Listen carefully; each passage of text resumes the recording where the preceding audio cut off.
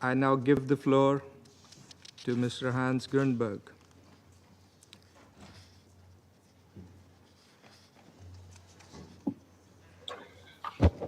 Thank you, Mr. President. Mr. President, it has been a deeply volatile and unpredictable period in the region, marked by shifting dynamics and fragile hopes for de-escalation. We all welcome the ceasefire between Iran and Israel, hoping it would create the space needed for diplomacy to regain momentum, including in Yemen. But against the backdrop of negotiations for a ceasefire in Gaza, we have witnessed multiple missile attacks by Ansarallah against Israel during the reporting period, and we are now, with grave concern, seeing an escalation in the Red Sea with attacks on 2 commercial ships earlier this week by Ansarallah, resulting in civilian loss of life and casualties, as well as the potential for environmental damage.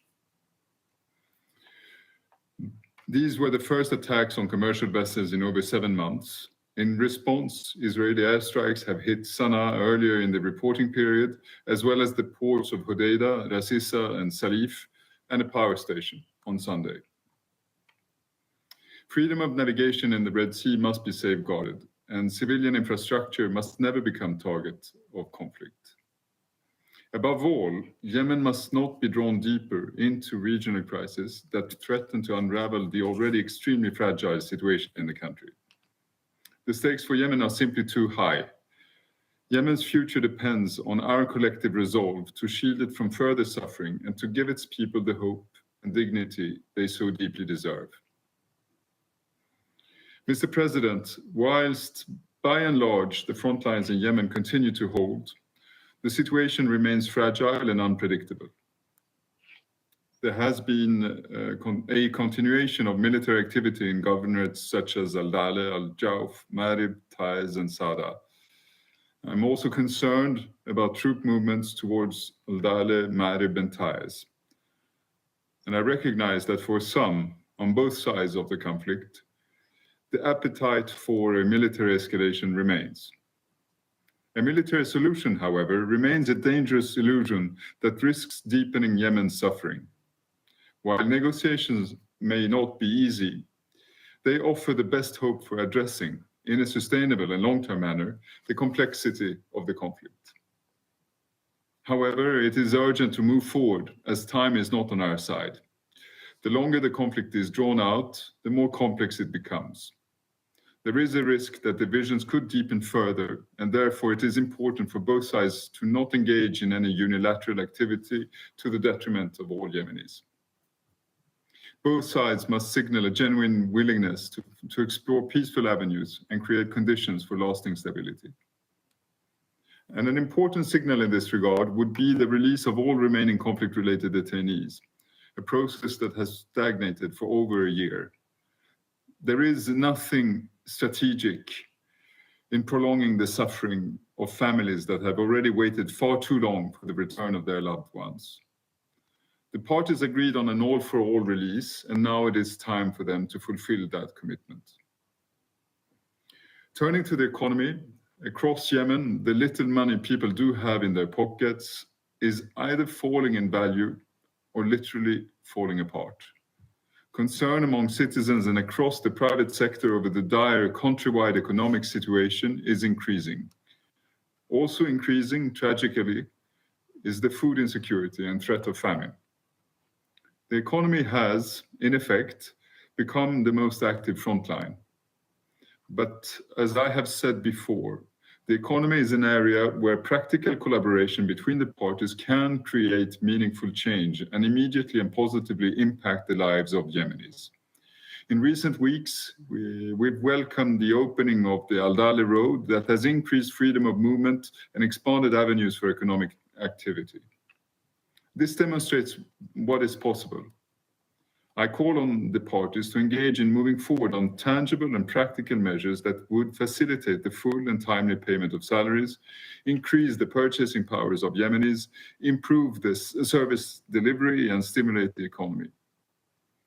This was the focus of my discussion with the newly appointed Prime Minister Salim bin Break when I was in Aden last week, and includes enabling the government of Yemen to resume oil and gas production and exports.